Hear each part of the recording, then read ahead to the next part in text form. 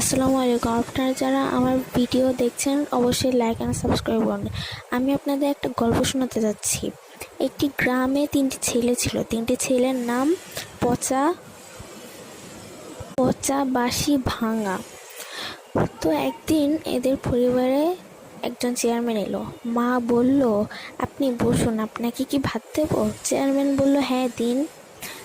মা বলল, এই পচা, ভাতটা নিয়ে আয় তো। চেয়ারম্যান বলল, কি আপনি আমাকে পচা ভাত খাওয়াবেন? না না, দরকার নাই, আমার খিদে নাই। আবার মা বলল, আপনি দই খাবেন? চেয়ারম্যান বলল, হ্যাঁ দিন।